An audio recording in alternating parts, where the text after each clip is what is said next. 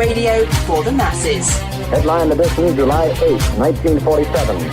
The Army Air Forces has announced that a flying disc has been found and is now in the possession of the Army. If the game is rigged, change the game. Game changer. I occasionally think how quickly our differences worldwide would vanish if we were facing an alien threat from outside this world. This is Fade to Black with your host, Jimmy Church, on the Game Changer Radio Network. All right. Good evening. How you doing? Today's Tuesday. This is Fade to Black. Yes. All right. Today's Tuesday, April 1st, 2025. Yes. April Fool's Day. Happy April Fool's Day, everybody. Kicking off another week here on Fade to Black.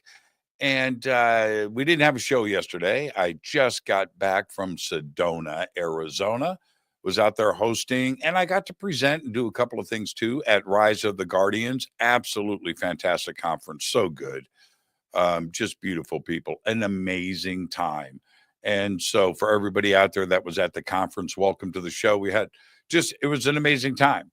And so this week on Fade to Black, last night we were off air because I was traveling. Tonight, Jacques Vallée is with us, and of all things, April Fool's Day. So after the last couple of weeks with Jacques, technical issues and this and that, where you guys are going, man, this is an April Fool's joke. It is not. Jacques is with us tonight. New book out, Forbidden Science 6. We'll be getting into all of that and much more tonight. Tomorrow night, Maxim Furyk is with us. Bigfoot and the supernatural and his books on that subject is going to be a great conversation. He is a former, I don't know if you can ever say former with this, but former rock and roll journalist who is now focusing his attention on Bigfoot and the supernatural. And he's a very talented writer, and his books are fantastic.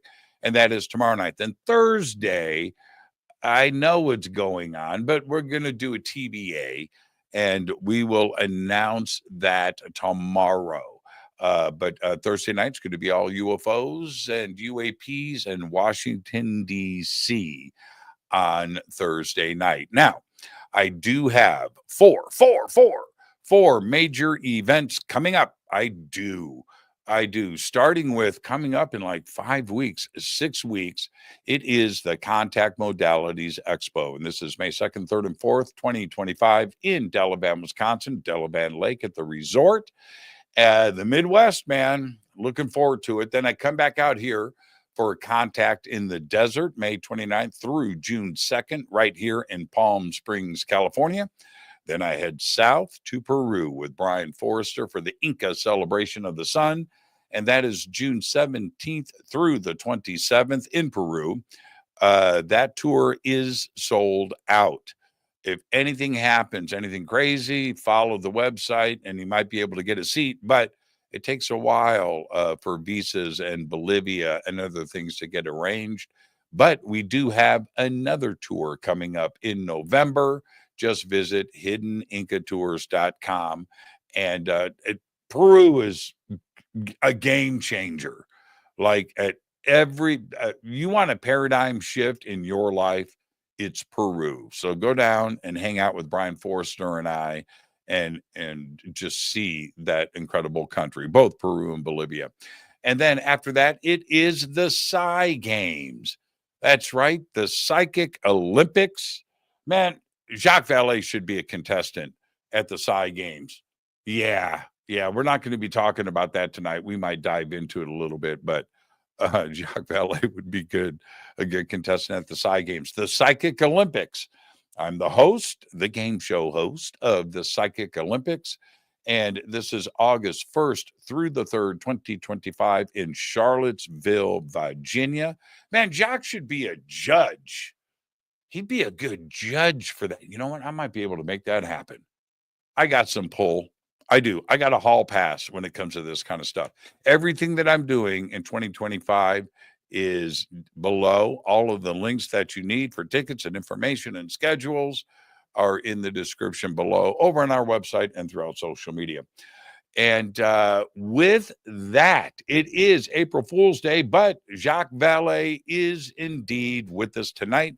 He's got a new book out, Forbidden Sign 6. We'll be talking about that and much more. The thing is with Jacques, you know, I got to think of the right kind of intro, because I have been following Jacques. I've been investigating UFOs for 50 years. 50 years I've been doing this. Jacques has been my guiding light through all of that, all the way back to Passage. And for all of you going back and reading, doing that deep dive and following Jacques' mind into this subject, and how he has developed his ideas and his theories and some of the facts behind UFOs and visitation and the phenomena itself, is something that everybody should do. I have, and I thank him all the time for his contributions, not only to myself and for myself personally, but for this community and the rest of the world, because it goes back to SRI, it's consciousness, but it's also computer science and astronomy.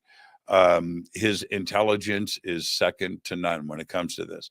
He is widely regarded as one of the most influential and respected voices in the study of the UFO phenomenon. I got his links below for his new book, and go and check that out again on our website, in the description below and throughout social media. I would like to welcome back to Fade to Black my good friend, our good friend Jacques Vallée. Jacques, how you doing, my friend? What's cracking? We're doing great, and thank you for the introduction. You know, I have. It's important to say, you know, I don't have an answer. You know, that's what makes it interesting. I've been, like you know, following the subject and trying to inject some, you know, some of the guidance that you can get from science and from different directions. And here we are. Okay. Except I want to blindside you. Oh, Jacques and I were talking before the show about getting blindsided with the first question to get the adrenaline flowing. So let me do my best. Let me take my best crack at that. I actually want to start here. About 10 years ago, 2015, 2016, on this very show, you let something slip in the interview that the rest of the world grabbed hold of. At the time, it got past me. You said it and it got past me. But this is what you said 9 years ago on this show. And I know you remember it because people have talked about it so much, but you let it slip. You said, I don't even need to paraphrase. This is a quote. You said, "We have flying saucers in our possession." Stop right there. You said that on the show, and everybody, I let it go. I didn't stop and go, "What did you just say?" I didn't do that. We were in a conversation, but everybody else caught it. But here we are 9 years later with everything that is going on with testimony in Congress and the phenomena today. Can you expand on that further? When I mean, it's been sworn testimony now in front of Congress, which was virtually the same words that you said on this program. So can you expand on that now? Well, you know, for part of my career, I was working as a futurist, and futurists are supposed to be 10 years ahead of the rest of the world. But in as much as there is secrecy in this world, how does secrecy actually work? And I had that conversation once with someone who had very high clearances, and I was saying, you know, there is nothing we can do here in California that, if we bump into something, it's going to be classified and we won't be able to work on it. And he says, you're wrong, because this is in the labs is where new things happen. And sometimes they happen by design, and sometimes they happen by chance. And look at the discovery of the transistor. The transistor was an experiment, and it worked. And but for a long time, it wasn't really accepted as something useful. But people who would look at the labs would already be aware that there was a way of building circuits that didn't use lamps, the old radio lamps and so on, that you could do it with another method. So I've been, as you know, in Silicon Valley for a long time. I've been in many labs, both in electronics and in physics and in medicine.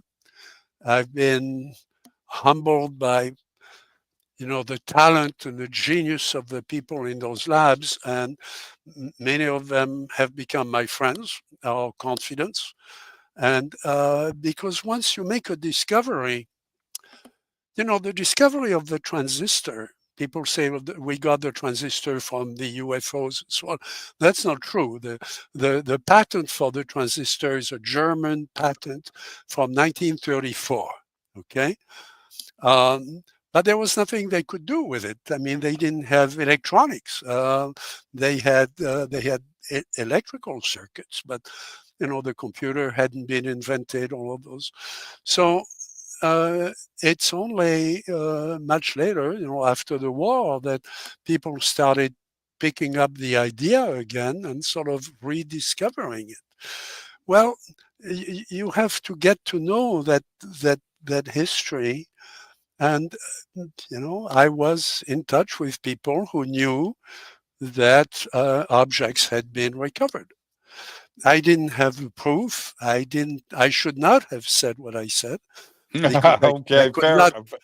Right. I could not have proven it before the academy. But I trusted the people, and those were people who were in situations and in conditions and in the kind of intellectual training that would have been brought into those situations.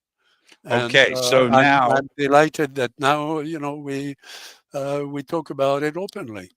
Okay, so great answer, and you're my friend, but I'm going to ask you again. Do we have flying saucers in our possession that we are backwards engineering?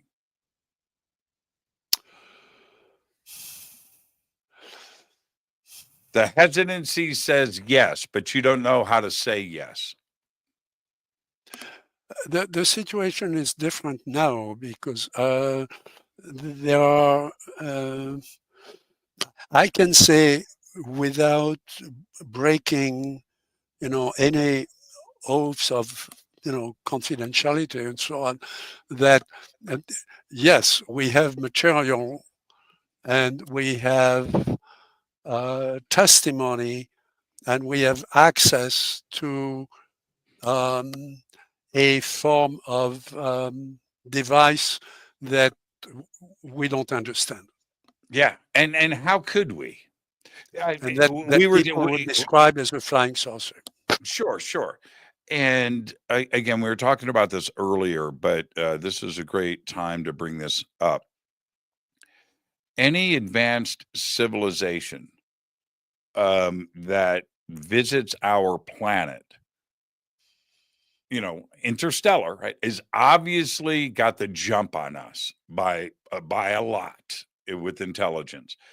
And I don't know what we expect to see or find or anything with that, but surely it's going to be beyond our comprehension at this point of our technical level. So how could we understand what we have? Where are we going to be in 1,000 years? Do we understand where we are going to be in 1,000 years? Well, no. 200 years ago, did we ever think about where we would be today? Technically, no. That's like black magic voodoo stuff, isn't it? To somebody from 200 years ago.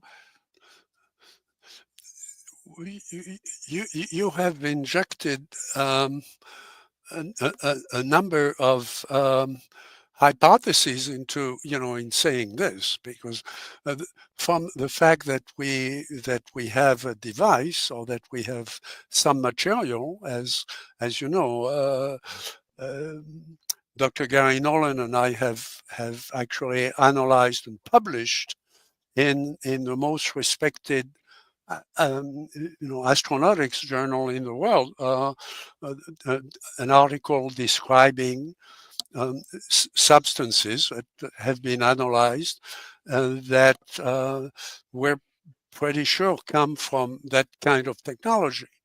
And so now it's already in the literature. Other people have done that, and I think we're trying to show the way to do this. So yes, there is a set of hypotheses that you've illustrated, where it could be completely beyond our comprehension. And Gary Nolan has said that. He said, we need 50 times or 100 times the Copernican revolution before we can understand what it is. In the meantime, if you showed a car, take the average Chevy to Socrates. Yeah, right. You could teach him how to drive it. I mean, he'd be delighted to have something like that to drive around Athens. So it doesn't mean that there are a lot of things that we use every day that we don't understand in physics. I mean, we don't really understand it. It's so common that we take it for granted, but we don't really understand how it works. Let me perform an experiment. If I drop this, if I let go of it, it drops. Well, there is no good explanation for that. No, that's complete. Complete to the point where I could reverse it, and I could let go of this, and it would not fall. I mean, that's what we want to see at some point. Well, somebody obviously has found the trick to do it. Okay, that it may be a trick. Okay, that's not where the science really is, because they could be coming from just a parallel universe. They don't have to come from a star very, very far away. And this is something that somehow has not been considered sufficiently, clearly in the UFO domain, that they don't have to cross all that huge distance from the stars that we see that are, thousands of light years away and so on. Of course, it's not going to be possible for us to go there with what we know today. I mean, we know that. But somebody could have found a way of bridging that gap. And there could be, and this is absolutely classic physics, it's a hypothesis in physics, but it does not violate what we know about the universe. There could be another universe 5 minutes ahead of us. Dr. Hynek used to say that, a century ago, and people didn't take him seriously. But that's science today. We have to look for things like that. Can I jump in for a second? Can I interrupt, Jacques Vallée? This is what I want to back up and expand on that, because this is what the numbers, the math is supporting today in the world of physics. It is supporting not only the multiverse and parallel worlds, but extra dimensions and things that science the world of science and physics directly wants us to understand. They only have math and numbers. We look at those algorithms and we don't understand it. So we need physicists to describe what the numbers represent. And so what they are saying is multiverses, right? And parallel worlds and 11 dimensions or more, string theory. Entanglement is a crazy thing too, as well, in all of this. Well, if that is all correct, and I believe that they're getting closer to understanding all of this, well, then yes. Doesn't that explain what you have been talking about for so many, going on 5 decades now, about the interdimensional aspect of this? It may not necessarily be nuts and bolts. And that applied to UFOs and UAPs helps explain a lot, doesn't it?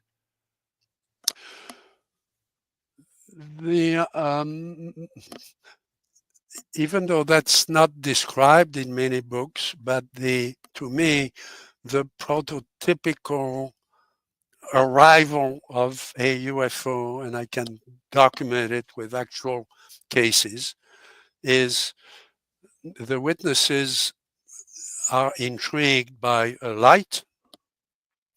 The light gets bigger and it expands in one or more dimensions.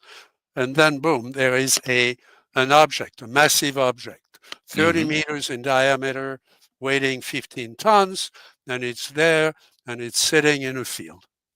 Okay, how does that happen? And it disappears by lifting, as you know, was seen in Socorro, in France, in a number of cases that I've investigated, where I know the witnesses, and it's not true that the object went away very fast. The object goes away a little bit, and then it vanishes. It vanishes from our reality. Now, does it vanish by some magic that we're never going to understand, or does it vanish by going into another universe, another reality? Now, all that, those ideas about other universes don't come from UFO researchers. No, they come don't. from very classic physics, fundamental physics in universities like the Sorbonne, like Stanford, like Columbia and others. And we need to start bridging that, bringing in those, because what we have is a proof of concept. We should get these professors, and now that's beginning to happen with, Avi Loeb and with a number of prominent physicists. We have a proof of concept for them with what the witnesses have seen.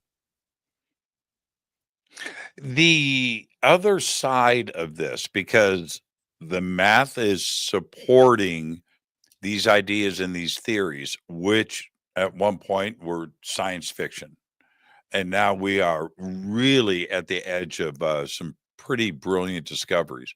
But coming with all of that, it seems to me that we know less about the universe every single day, when it should be the opposite. We should be learning more. And the more that we research and investigate and look out into the heavens, the less that we know. How can the James Webb, I want to interject AI into that too as well, and current technologies help push this forward, not only for the search of for extraterrestrial life, but to possibly see these craft, exoplanets, and then turn around and make contact? Is it possible with the James Webb? Is it possible to utilize AI with the phenomenon? So those are, AI is an entire different conversation that we had a few months ago, remember? And Yes, we did. I'd love to pick up on that. But the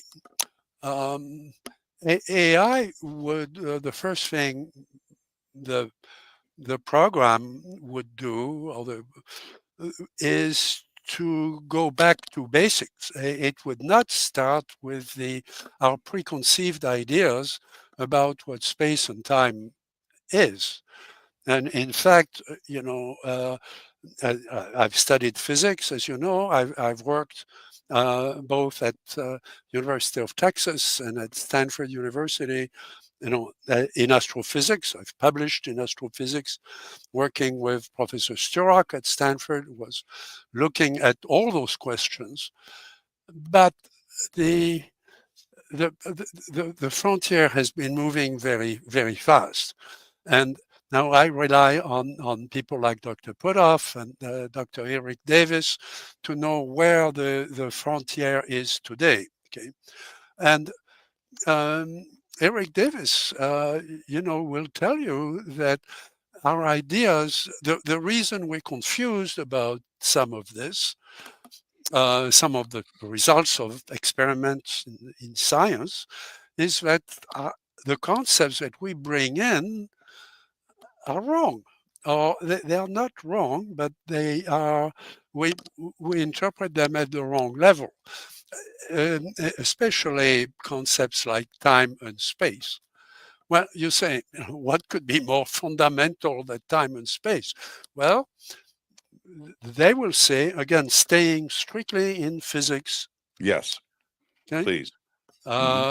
that time and space are second generation concepts that come from today the theory is quantum foam, the quantum phenomena around us and within us give us, interpreted by our consciousness as the time passing and as space that we can traverse. Okay, that's good enough for this body to function and for us to work. That doesn't mean that's the way the universe is.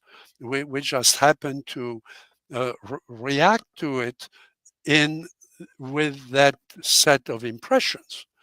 But you can do experiments that will show that it doesn't really work that way.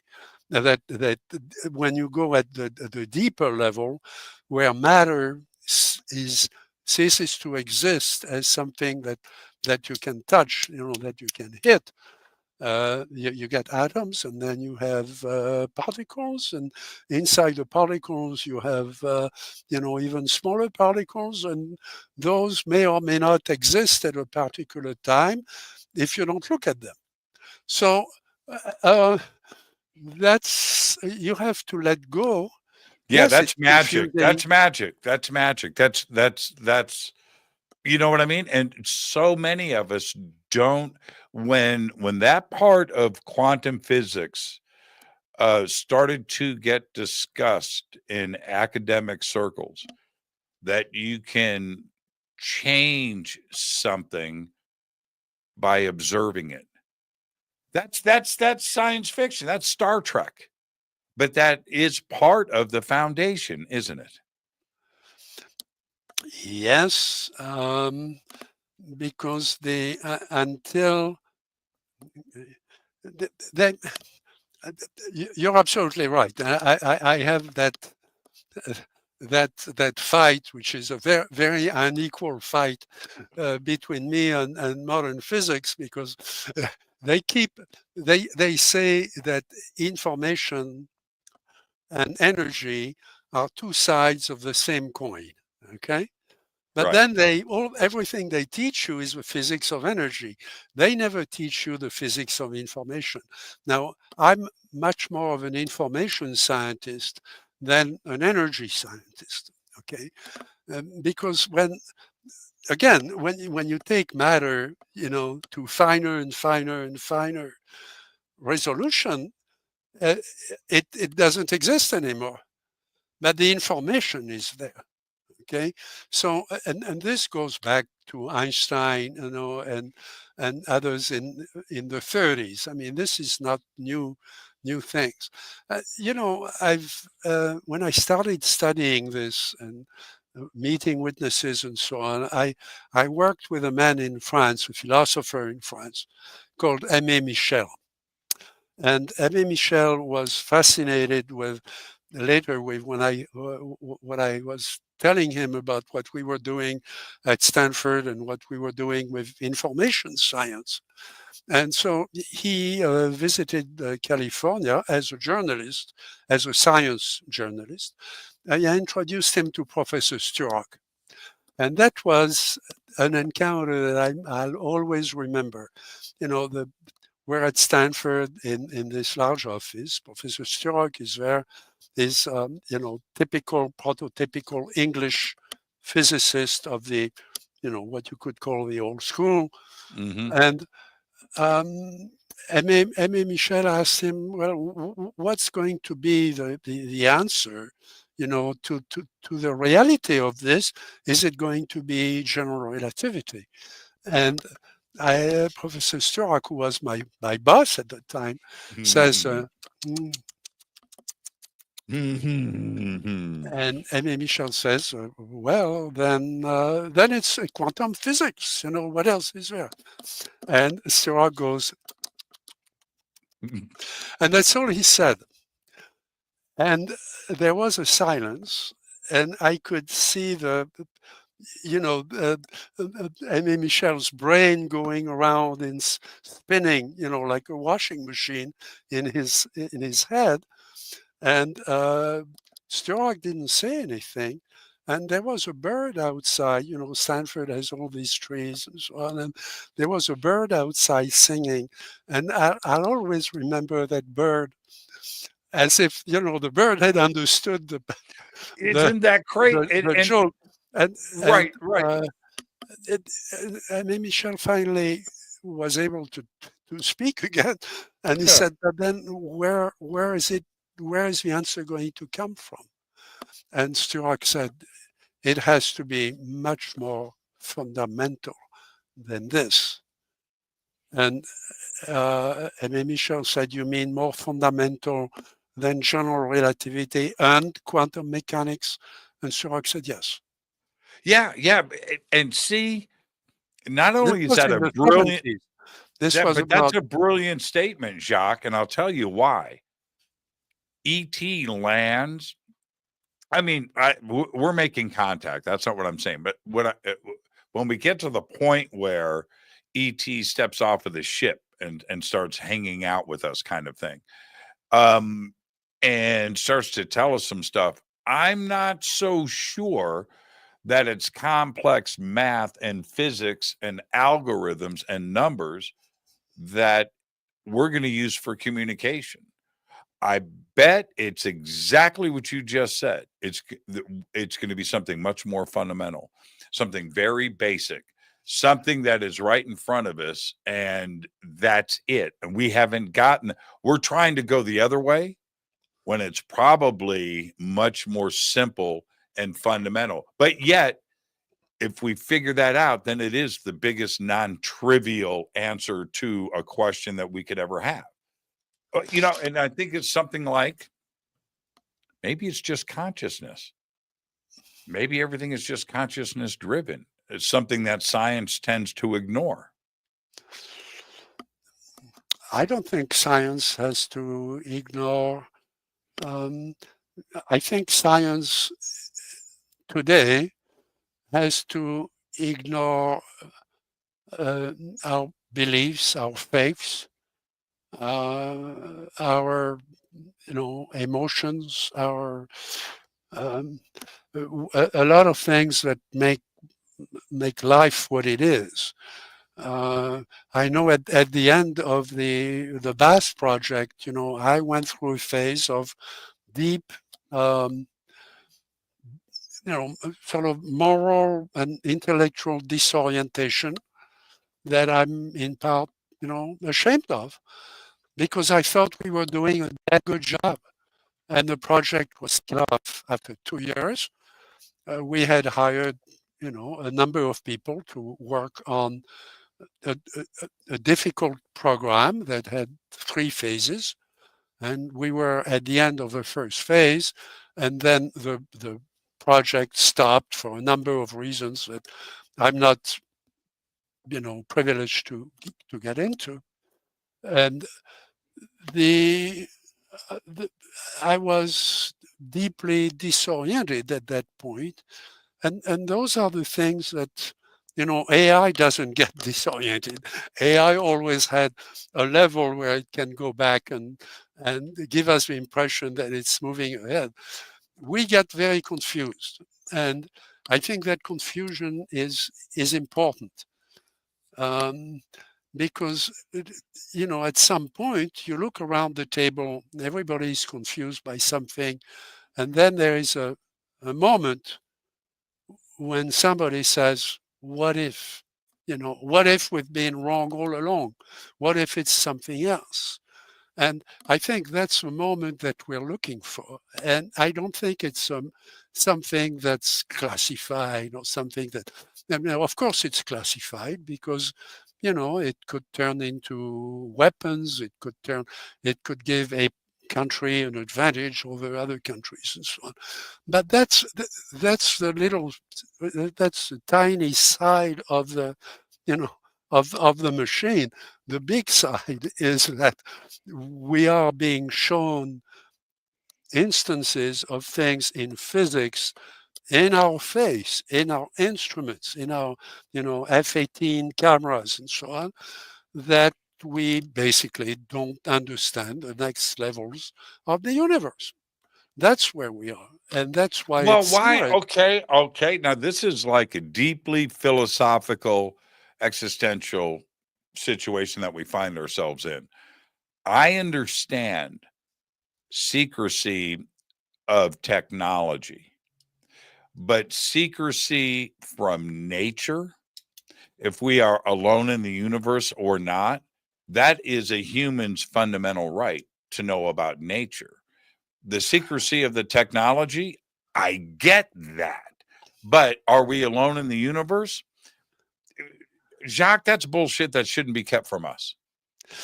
That is just fundamentally wrong. You have to come into this, and I know you do, of course, with a solid sense of humor also. And Right. one of the leaders of the Air Force program of Blue Book, they went through rotations of about 2 years, and then they would go on and fly a jet or do something else. And the one of those that had most impressed Dr. Hynek, because of his attention to the work and to the job and so on, was Colonel Friend. Colonel Friend was a black officer who had been very involved with Dr. Hynek at trying to understand the cases that came to Project Blue Book. And he had clearances that were higher than Alan Hynek. And Hynek one time asked him, all this secret stuff, what does it really mean? Which is, what I understand is your question. And Colonel Friend smiled, and he said, it means one of two things. Either they know what it is, or they don't know what it is. And I think that's what people have to realize. I mean, when people talk about the secrecy and the classified things and the different levels of classification before Congress and so on, but we never ask, why is it secret in the first place? Right. And I think more and more that it's secret because we have no idea how those things work. Again, I understand that part, but here is where I will stand up for the community, Jacques, and I have seen things I can't explain. All right. I have. I don't want to push my experiences onto others. My experiences and what I've seen are my own. But there are millions and millions and millions and millions of people in this country and around the world that have been teased, ridiculed, had their jobs and careers and personal lives upended because of this subject and what the official stance has been from our own government. For those people to be able to walk upright and hold their head up high, the only way around that is to say, look, we don't understand what is going on, but we're not alone in the universe. That's it. That just achieved that point for all of those people out there like myself. And I'll stand up for the community. I'm not wearing a mask here. I'm just calling it like it is. The secrecy of technology, I get that. I don't want that in the hands of a terrorist or some crazy thing. And no, but are we alone in the universe? That's a fundamental right of being an earthling.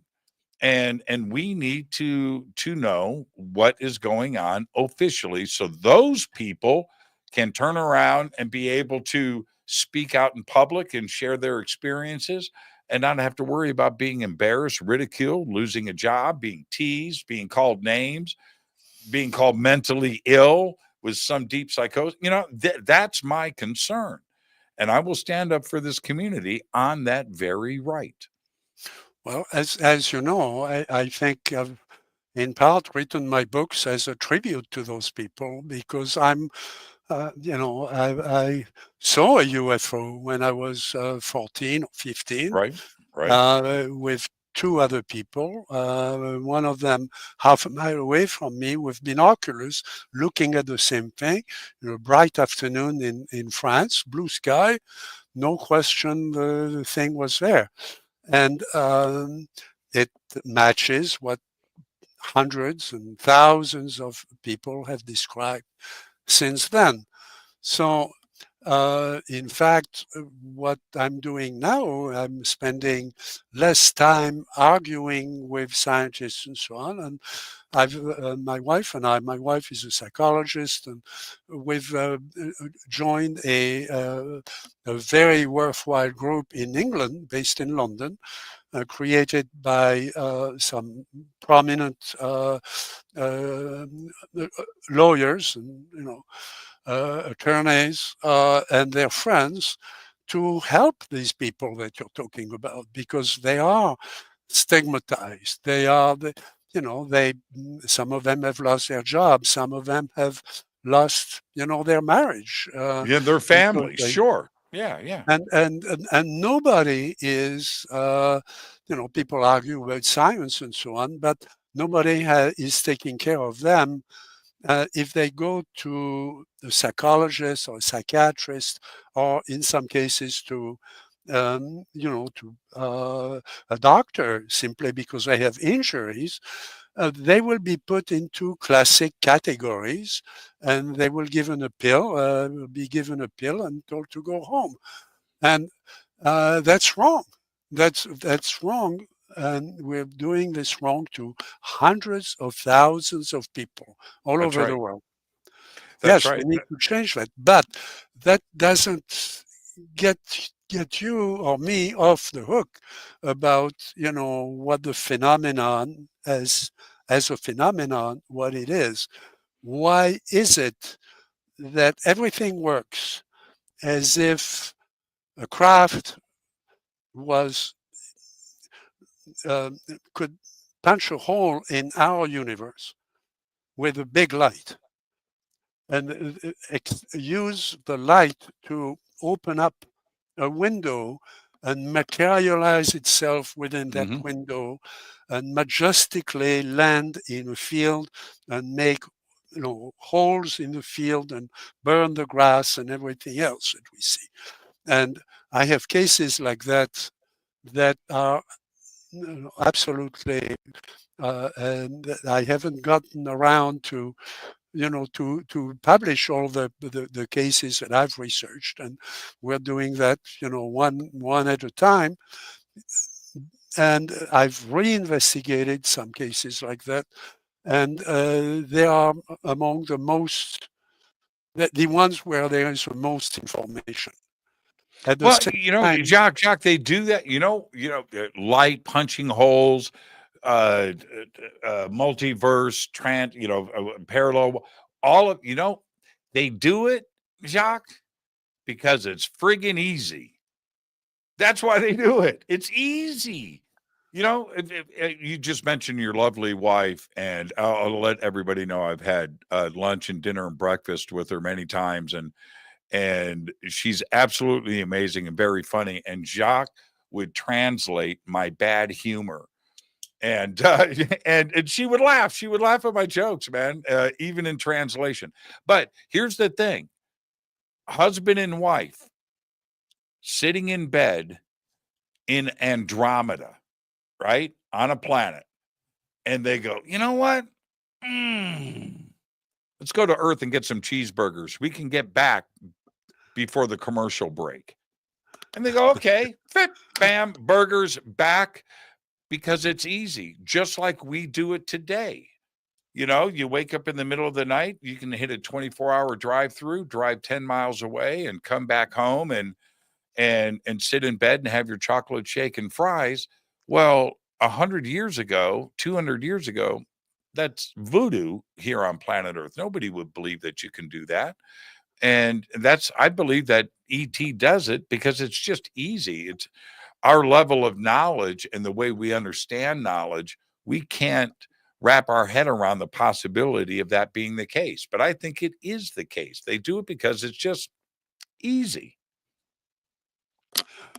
We know a lot about the kind of entity because people have been having conversations with them for a long time. So it's not something that's going to happen someday in the future. It's already happened. Right. I wrote a book with Paola Harris called Trinity that has to do with a case in New Mexico that happened 2 years before Roswell, where there was communication. It wasn't, communication with beings who were looking for hamburgers, but they were beings who were breathing our air, and the communication was psychic communication. And the same thing happened in Socorro, which is just 8 miles straight north of there in New Mexico, where I've been also. And it happens also in France, in Valençol.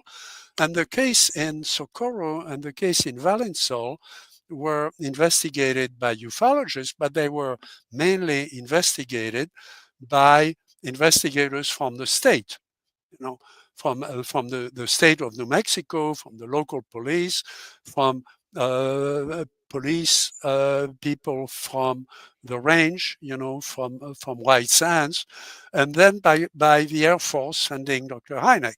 So there were all those levels, and then by counterintelligence people. So, and the same thing in Valençol in France, there are 5 reports, official reports of different agencies of the French government, including the customs.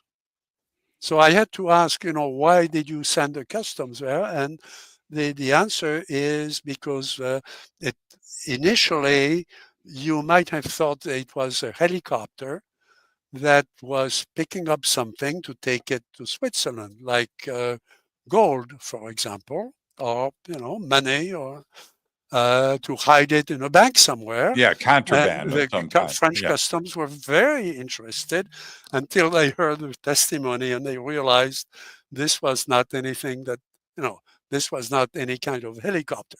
And all the agencies came to essentially the same conclusion, that it was not within their purview, including the FBI in Socorro, although the FBI initially didn't have jurisdiction there, but they happened to be there, and it's a good thing they were there because they protected the traces and put some order into the investigation. But this is real. I mean, and the creatures in all three cases were similar. They were the size of a kid, of a 12, 13-year-old kid. They had two eyes, Two where arms, two the hands. witnesses could see their emotions in their eyes. They had a very small nose, very small mouth, but they were breathing air. So you have 7 creatures there in those 3 cases that are similar. And I don't think the witnesses in the very first case invented the rest of it that was going to happen 30 years later. Okay, so we're coming into that, and again, I'm the information science guy. I'm looking for patterns. The physics. I'll take what you say about physics. I'll put off. I'll go to Eric to discuss it, and we'll discuss that. But the information is what I'm after. I'm the information guy, and I can tell you that you have a model here of communication at a very profound level. Now, when I had that conversation once with a guy in California, and he was describing his impressions when he was very close to something, to an object, and he said it was like being close to a whale. And I said, well, what kind of communication are you going to have with a whale? And he said, well, those were the days of all the experiments with with whales and so on. You can have a very, very deep communication with a dolphin or with a whale or with a number of creatures that know exactly what you're doing and what you're thinking and understand the situation in a very rich way. So that's another level of, if you want, secrecy, where there is secrecy, because those are things that witnesses don't want to talk about. They are not going to tell the cops that ever since that encounter, they've been having a particular dream that doesn't feel like a dream, that feels like reality, where they are being fed information that they can't process, but they are being fed something in search of a relationship with the rest of the phenomenon, not the machine, with everything else that's behind it. The witness in the Valençol case was, problematic for the gendarmes, because, when you're interrogated by the gendarmes, you tend to be, at attention, you're very careful. The situation was reversed because he was a hero of the French resistance in that part of the Alps. They had been fighting against German armored divisions in the mountains. And so he was deeply respected as a businessman in in that area, and also, as a fighter during the war. And there were things that, he told us that there were things that he never testified about, simply because they didn't have a place to put it. Right. Things that he had never really thought about, and that he wanted to experiment with, that he wanted to pursue, because he thought they would come back. Yeah, that's And interesting. and That's they interesting. did come back, and he never reported the fact that they came back.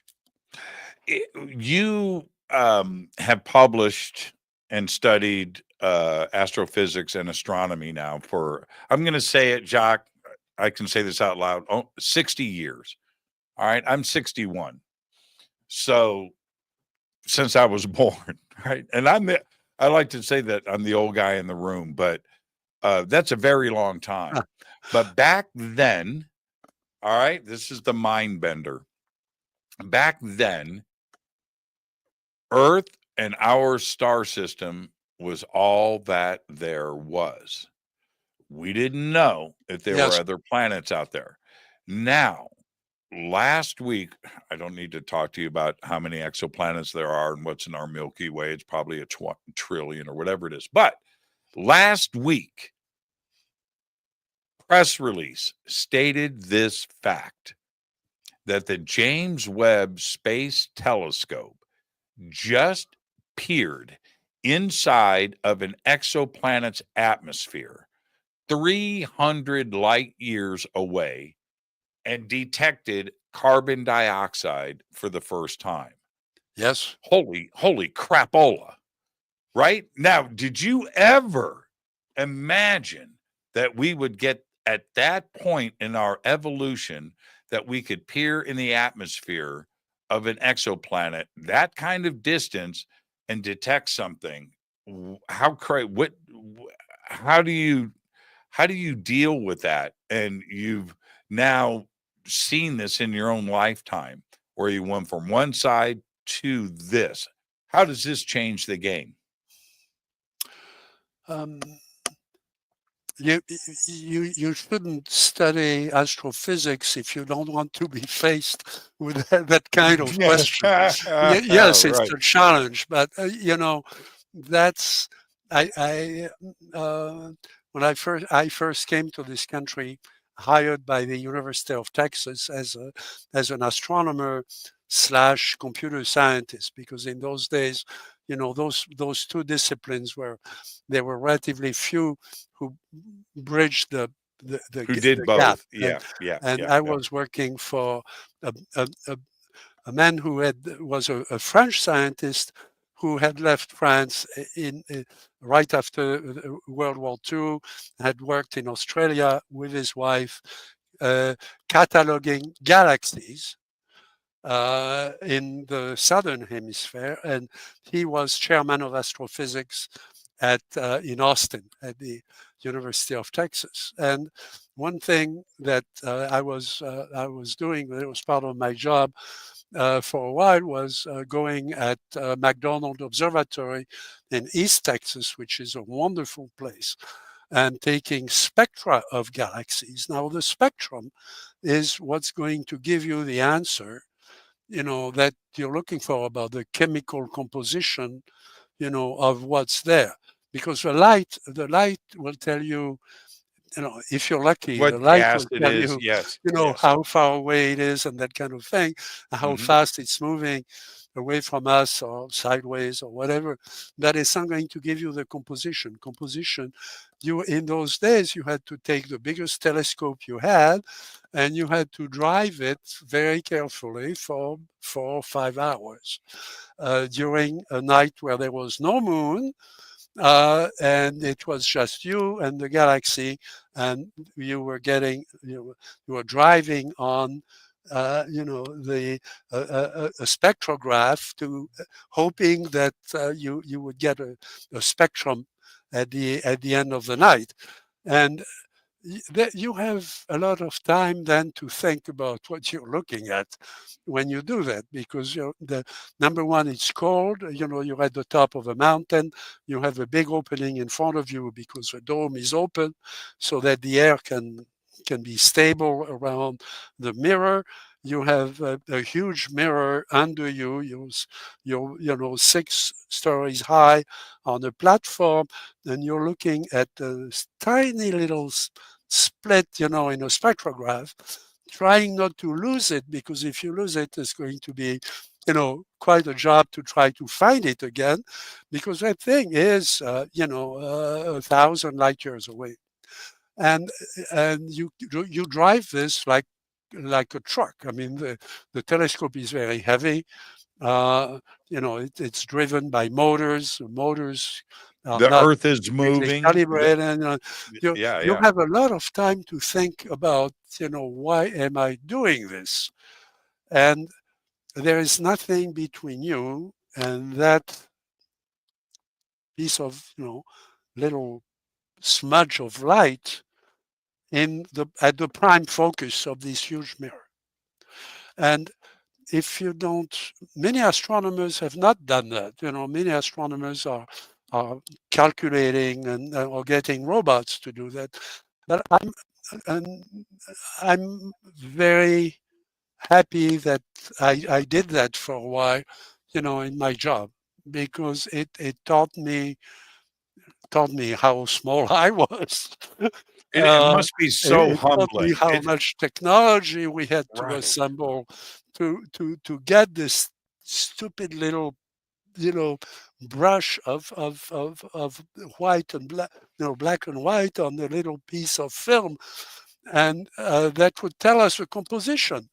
Now we couldn't detect what the new telescope in space, is detecting. So yes, it's a breakthrough, but it's a breakthrough that, we know where we're coming from.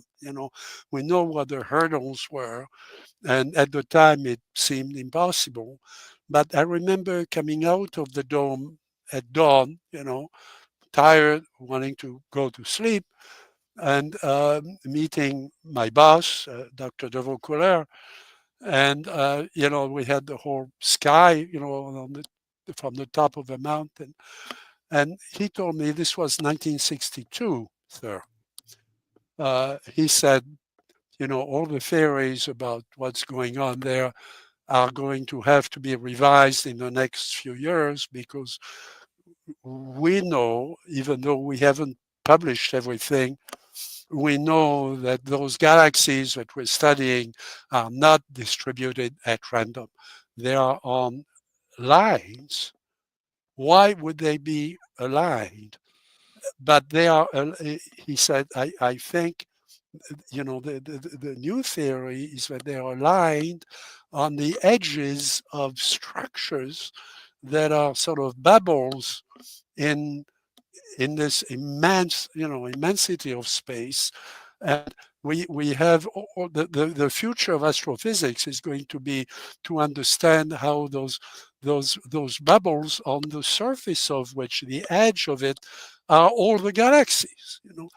That had not been published at the time. Now it's what they teach, in astrophysics, that the galaxies are not out there at random, that they are distributed in, and now we have the plates with the evidence to prove it. You can actually see that there are little dots on a line.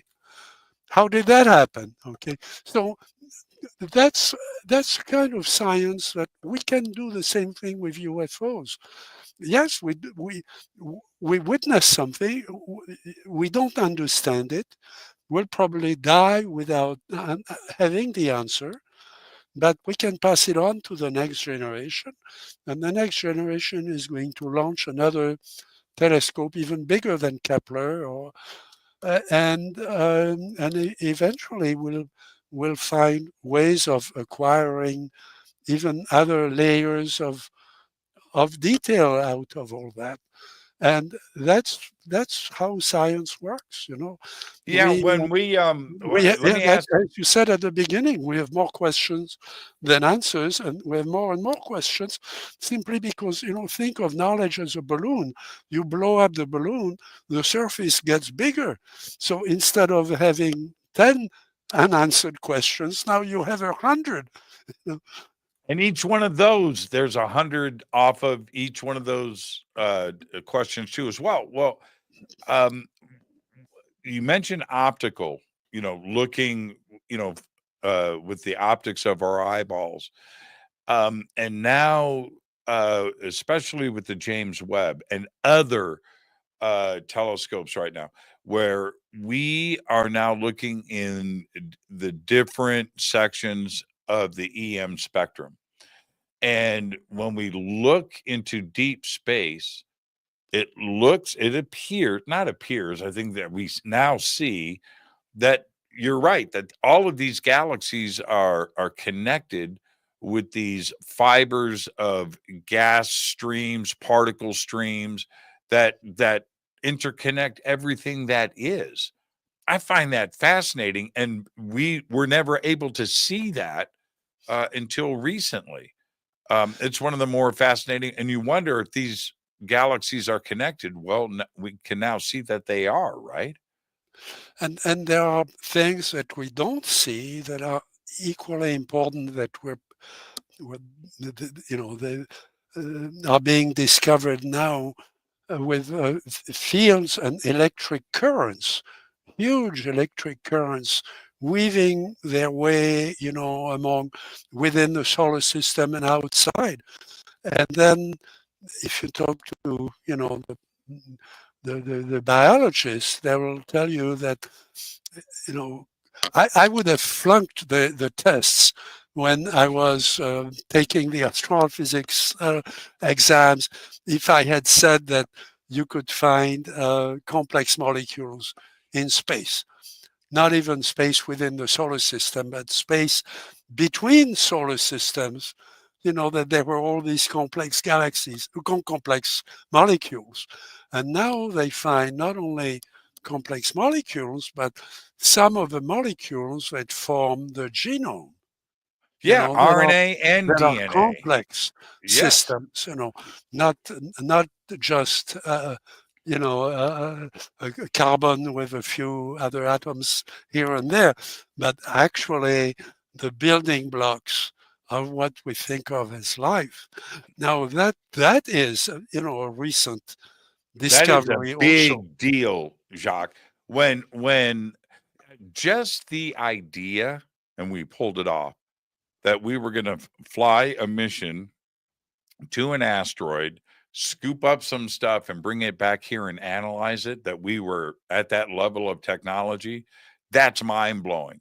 But we did that. We got to Bennu. Everything came back, landed up in Utah in the high desert, landed in the desert. We go and get the canister, start analyzing what we scooped up. And to find that, we found the 20 basic sugars that make up RNA on that asteroid in the vacuum of space is friggin' nuts. But that wasn't all. Then they found the all five proteins that make up DNA. Yes. In the same scoop, right? That they put it and brought back here. And when you bring up 2 eyes, right? 2 arms, 2 legs, well, apparently that information is flying around on the backs of asteroids impacting other planets. So that would say, right, that life is basically the same across the universe. It doesn't tell me anything else. What does it tell you? Well, life doesn't mean human life. It doesn't mean 2 eyes. I mean, It does to me. I'm an sorry. octopus We is- can debate that. We can debate that. It means 2 eyes to me. You know why, Jacques? You need more than It- one. yeah. Maybe 3. But I'll tell you why. That the question of and the theory about panspermia, okay? But then when we turn around and verify that concept, that's a proof of concept. That if Bennu hits another planet and lands in some warm water, that planet's off to the races. Life is right around the corner. That's one. Yes, that's one argument because, but it's improbable that it could develop to the level where life has developed on Earth, except in very, very specific conditions. Now, But why? But there are so many of them that Yes. it doesn't really matter because it's going to happen. But in all the extra planets that have been discovered so far, there are hundreds of them now. There is only 1 or 2 that are really good candidates for us with this biology, and as we know, it would have to be adapted drastically, but we could do it. All the others we wouldn't survive. Well, that's true. And let me expand on that because you bring up a good point. The exoplanets that we are detecting are easy to find because they're the closest to their host star. which also they could be rocky, but it also makes them extremely hot. All right. But we discover them first because they whip around their star fast enough. They're close enough, and gravity is doing this to them. I'm telling Jacques Vallée about astrophysics. I should be shot for doing this. But so we can get the transit. But the planets in the Goldilocks zone, like us, are farther away, and that transit is harder to detect. But we're going to get better at it. And then we will find more we've cataloged now, we're approaching 10,000 exoplanets. That's a pretty big number considering 25 years ago it was 0 or 4 or whatever it was. But once we get the ability to detect planets further away from their host star, then I think we'll find more Goldilocks. I think it'll be very common to find Earth-like planets with water. But right now we have to wait a year for that transit to go by so we could see the light deviation, right? But Jimmy, within our lifetime, the truth in astrophysics was that life was very, very, very special to the Earth, and that most astronomers, when they were polled, would say that we had to be very careful with our politics and our wars and so on, because life only existed here. And there was, of course, a religious component in that also, that we are special children of creation and so on. And Dr. Hynek was one of the few astronomers, I'm talking about the 60s, who was teaching when he was teaching astronomy 101 at Northwestern, and then he was teaching the graduate courses. But he was teaching the kids that the life was probably a common phenomenon in the universe, and that especially around yellow stars that were rotating slowly. So if you start looking, I mean, you can do that with any, decent telescope, even an amateur telescope. You can start looking for yellow stars, and if you put a spectrograph behind your telescope, you're going to get a spectrum, and you could look for those that have slow rotation, and those would be, you could build your own catalog of the stars out there that are likely to have. Well, Hynek was wrong. It's not just the slowly rotating yellow stars. It's a lot of other stars. It's every star, can have planets that we've now seen. But, he was ahead of his time in many, many ways. And I think he should be recognized for what he did in astrophysics, as well as what he did with UFOs. People associated, him with UFOs because he was on television talking about UFOs. But he was there was a deep thinker in astronomy, behind everything that he did. Let's Jacques, let's go ahead and take our break. Let's get that in. We're 15 minutes past it. So let's get our break in. Everybody, our guest tonight, Jacques Vallée. His new book is out, Forbidden Science 6. We have posted it up in the chat room. Of course, it's on our website and in the description below. Jacques, stay right there. I am your host, Jimmy Church. This is Fade to Black. Stay with us. We'll be right back after this short break.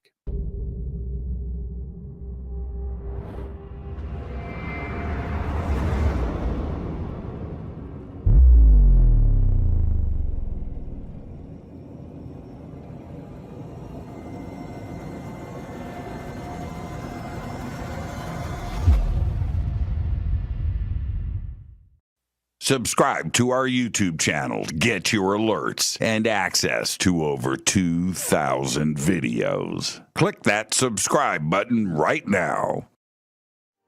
Go to jimmychurchradio.com and get the Fade to Black official podcast. 2,000 episodes, all of them commercial free for just $2 a month.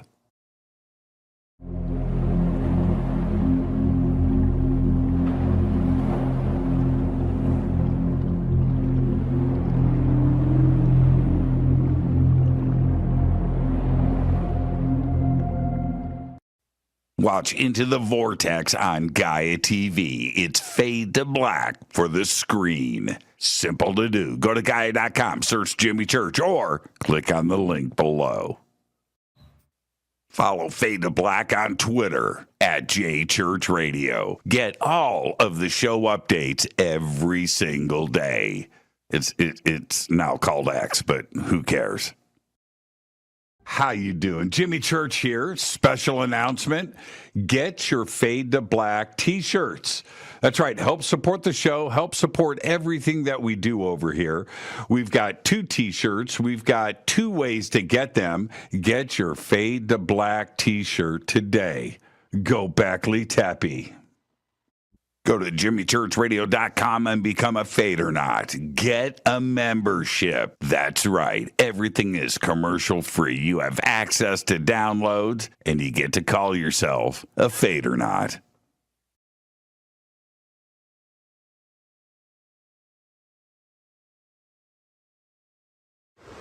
Today we're headed to Bolivia, Tiwanaku, Peru, and of course, Pumapunku. Brian, exciting. Thank you so much for everything, my friend. Always an honor. Right behind us is the sacred river of the Inca that goes past Machu Picchu. So we're going to be driving up to its source at 15,000 feet above sea level and then down to Lake Titicaca. So today we hit 15,000 feet. Yes. Crazy. And you can do it with us. All you have to do is go to hiddenincatours.com. Simple. We've got 2 tours coming up next year, one in June for the summer solstice, right? And then another one right here in November. So hiddenincatours.com.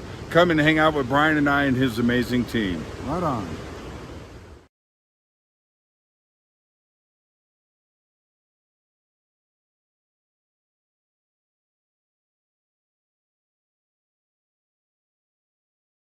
River Moon Coffee, makers of the Fade to Black blend. Truly the best coffee on planet Earth. Just visit rivermoonwellness.com or their Amazon store. It's all simple to do. You can check out the Fade to Black blend, the Game Changer blend, or any of their Black Moon Wellness products. It's the only coffee I drink.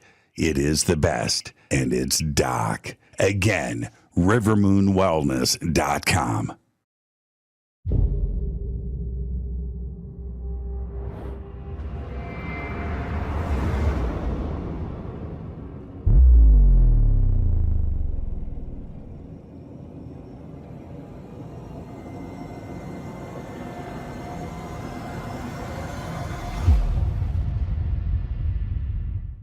All right. Welcome back, Fade to Black. I am your host, Jimmy Church. Tonight, Jacques Vallée is with us. His new book is out, Forbidden Signs 6. We have the links up not only in the chat, but in the description below and over on our website. And for you to go and get the new book and check it out. Jacques, let's get straight back to it. I look back to your, this is in the mid 80s, your interviews that you had done back then with Jeffrey Michelin, and today they're still remarkable to go and see. But I remember thinking back then that young, dashing, handsome Jacques Vallée and those glowing eyes. I was like, okay, that's the dude with the secrets. And I was a kid. Now, years pass, you and I become friends. And you and I were alone. This is about 10 years ago.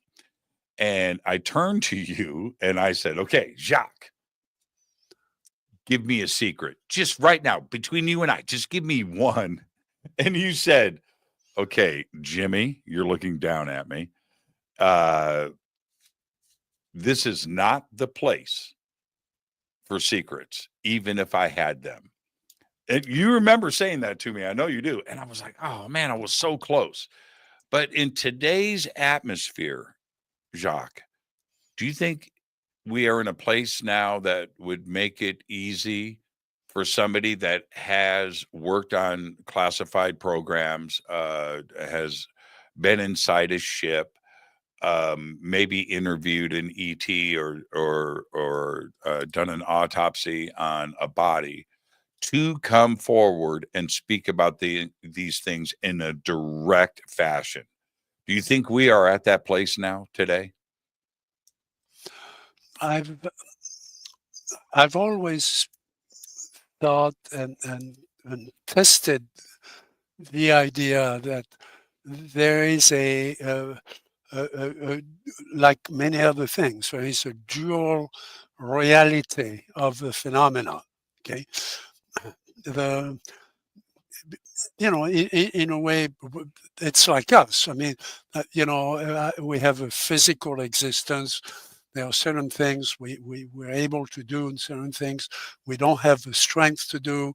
And eventually we die. Okay, so, but there is the other side is that we can think, we can invent situations, we can write novels, we can do film, we can do television, we can invent vehicles, we can do all those things, and we can operate on matter to turn it into objects that are beautiful or that are useful or that save lives of people and so on.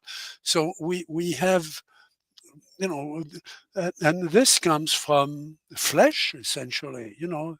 This comes from a body that follows certain very clear conditions in biology. So there are a lot of things, in the universe that are like that have both their functional reality and their physical reality. And the phenomenon is very much part of that whole thing. And to break, to get to the secrets,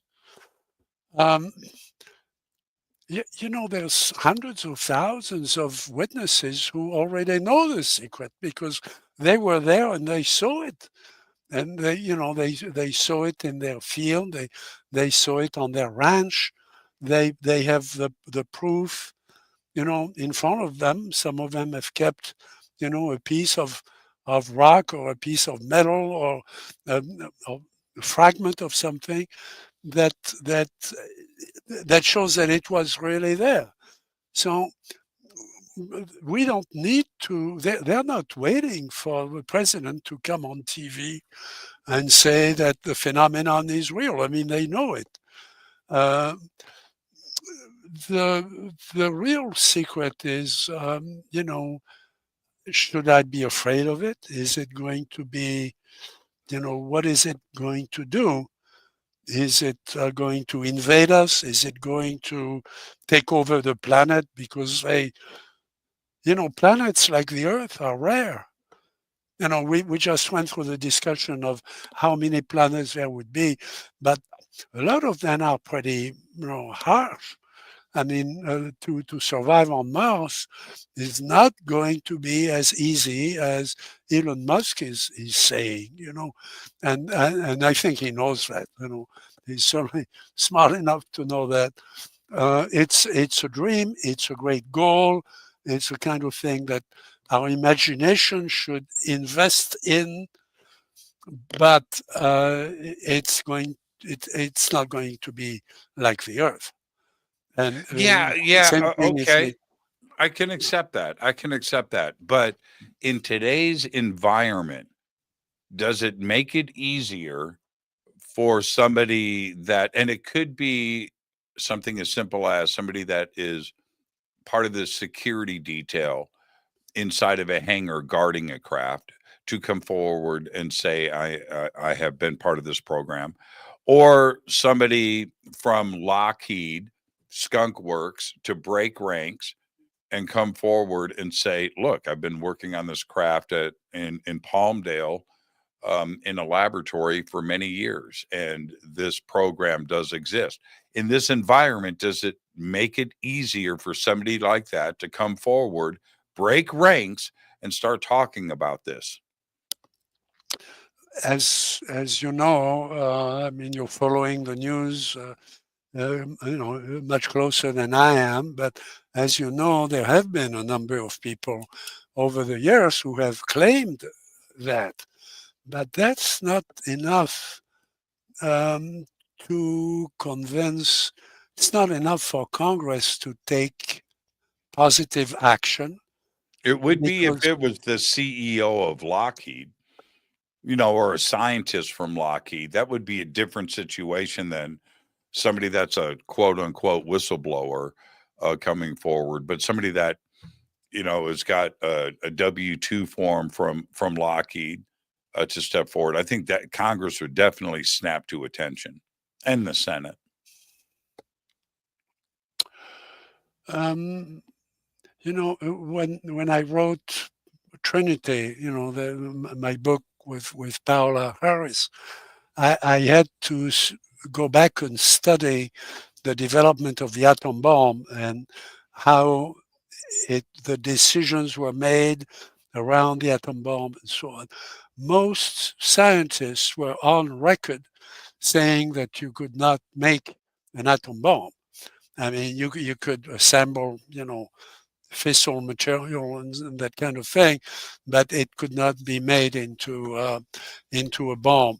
And until and there was a cataclysmic event, when at ground zero, when the bomb went off.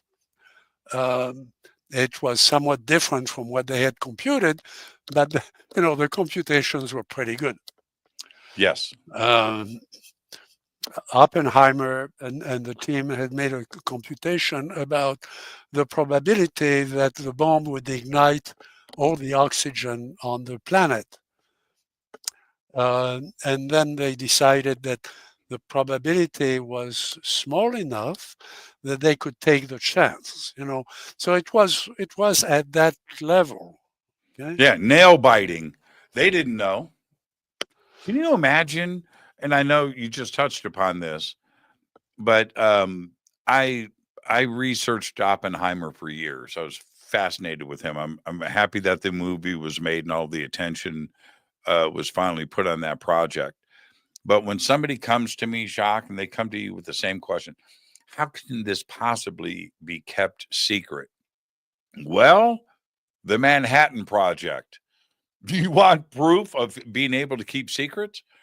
We had 200,000 people working on that project at the same time, and nobody knew until that day at Trinity. Nobody knew, did they? And yeah, secrets can be kept very tightly.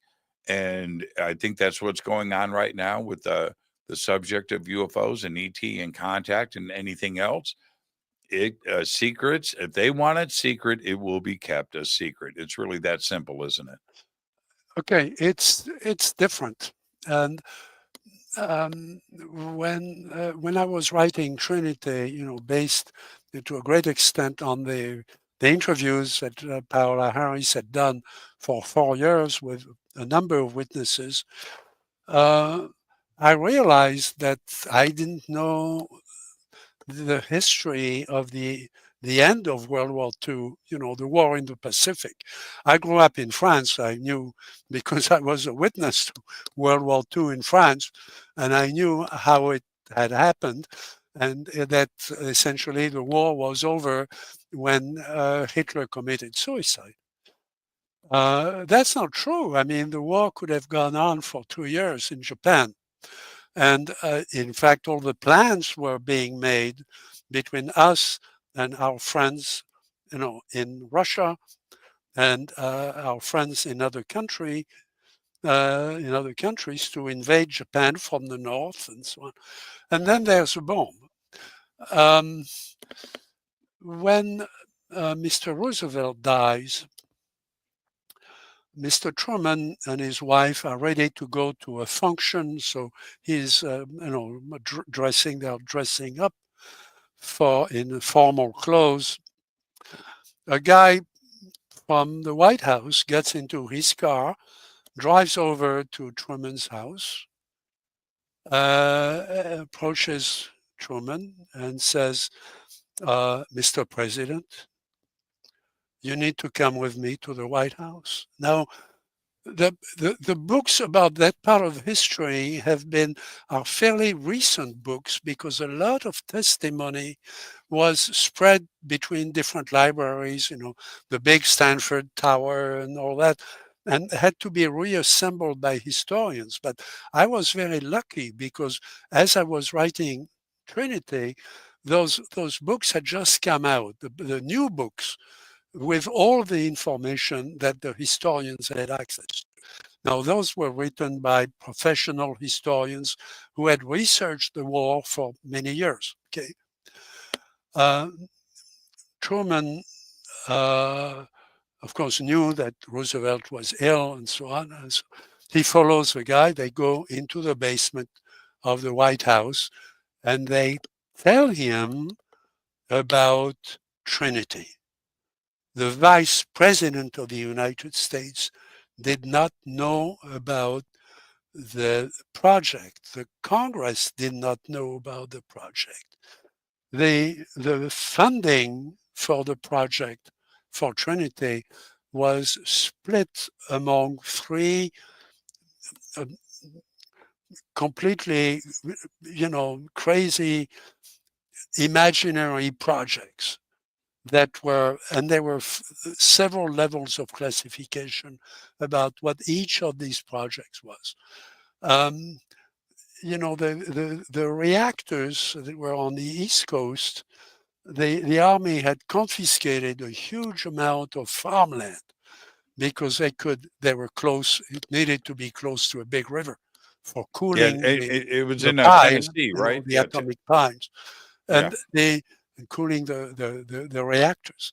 And the owners were told that this was a gravel, a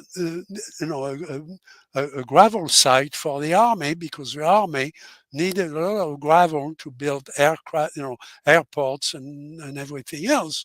Remember, there was no Air Force. I mean, it was the Army Air Force and so on. So that was a cover story. It was a huge budget to essentially get more gravel for the Army. And everybody bought it. I mean, Congress didn't know that it was a fake project. The same thing in the state of Washington, where they assembled the material, the radioactive material, and of course the same thing at Trinity.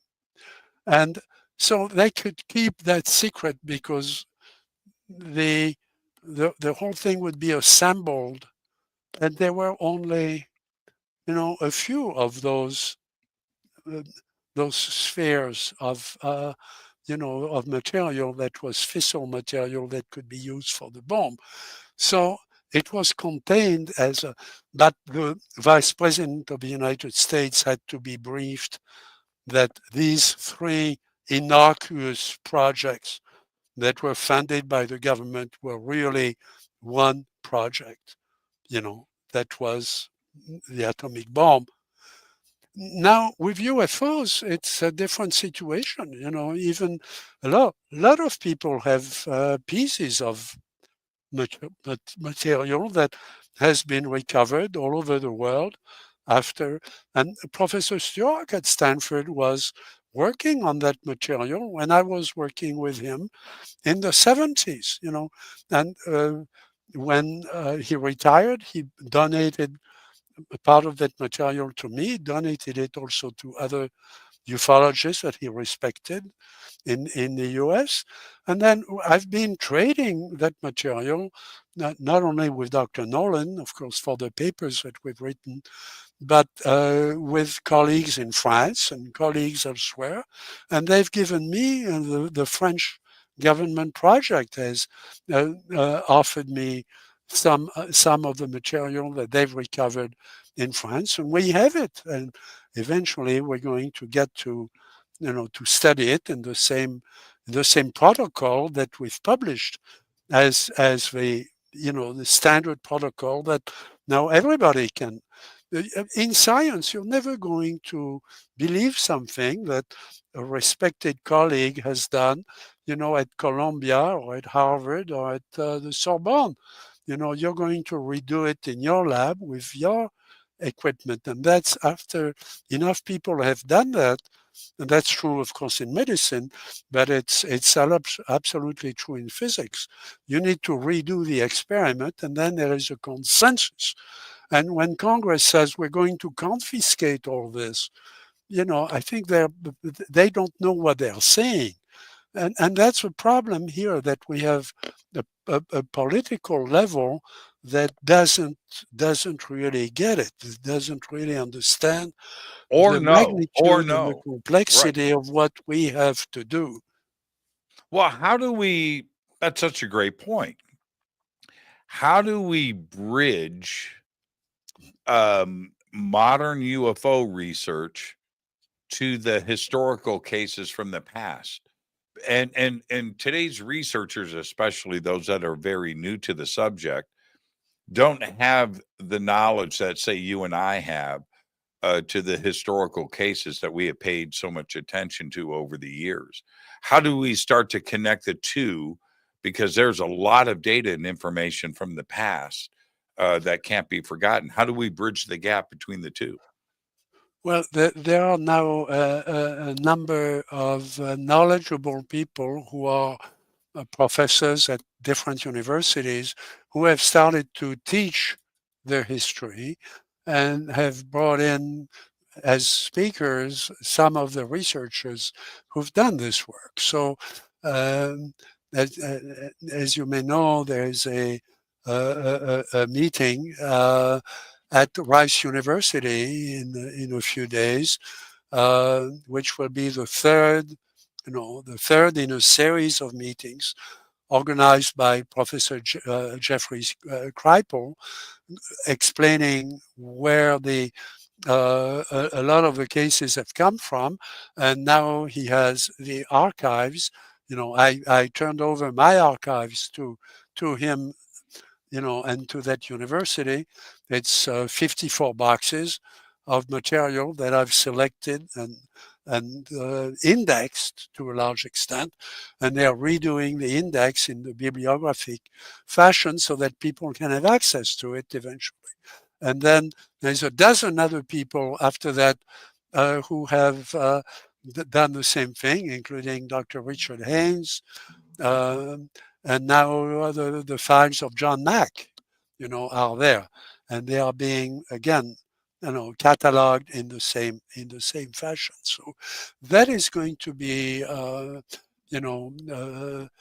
available, and again, there are people now starting to teach those courses and putting them on the internet and so on. So we have a new generation coming in that is going to absorb all this very quickly.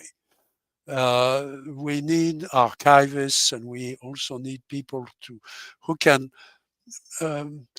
reconstruct the history. I mean, part of what I've turned over to Rice is my correspondence with about 500 people over the last 60 years, including very extensive correspondence with Aimé Michel, with Alan Hynek, with Claude Poher, with the people who were the founders of the discipline as a scientific discipline, as far as we could go. So those letters are, for one thing, they're funny because, obviously we were bumping around things and discovering things, disagreeing, and it's going to be fun for an archivist to go through that. But that they will be able to reconstruct the spectrum of ideas, and how some of those ideas died and how some of them survived and then were transmitted from one generation to another. So that can happen, but it's not going to happen in a classified project. And the problem, classified projects, I have a lot of respect for, and I'm not going to breach, the rules, of a classified project. I've been part of two of them in my life, and I've, honored those those guidelines, and I have enormous respect for people, the people who were my companions and my colleagues in those projects. But in a classified project, you're going to build a new aircraft, and there is an expert on how you build aircraft, and he's classified for that, and he knows all the secrets of that, the secret patents and everything else. I come in and I'm going to build an instrument that's going to be on that aircraft, and I know everything about that instrument, and I have the ability to work with the classified information about that type of technology. And there are people who are going to build the guidance system. But they don't know the whole crap. And we don't need to talk to each other, because now in the studies that we've done for the government, a big question was the medical files. I brought in a number of cases into the mix. And remember, we ended up with 260,000 cases that were filtered out of a lot more, and that we needed to filter even deeper. And many of those were medical cases. Well, at the beginning, I met with the medical people and I said, what do you need to know? And they explained to me how the symptoms could be categorized and how their codes worked and so on. And, I have experience with that. I've worked with medical school at Stanford on a number of projects where I was building the database. But as we were developing the database, I could go back and ask them, is it better for you if I give you the answer this way or that way? And we would discuss it freely. On the UFO project, the UAP project, we couldn't do that. I didn't have access to. I discovered 2 years later that medical research has been going on things where I had relevant material that I could have shown to them that they never knew about. So I was in a situation where I was a secret guy because I didn't know that somebody needed that stuff, okay? Because I couldn't talk to them about what they were doing with the database that I was building, that I was architecting. It's like building a big tower and you don't know who the tenants are going to be. Now, that's a very uncomfortable position. I never want to be in that position again. We should do it openly because that's how science works. If we could have, our joke was we should get together at Denny's. Denny's turned out to be our highly classified place for, semi-secret conversations, because there, nobody cares at Denny's, if we talk about relativity. And no, everybody at Denny's is talking about aliens and ET anyway. So yes, you're in the clear there. You're in the clear. Hey, Jacques, let me pick your brain for a second. I'm very interested in your opinion and answer with this.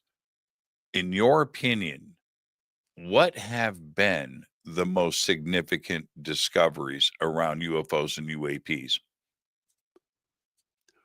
That in the future, you mean? Or now, when we look and we discuss this, what do we know?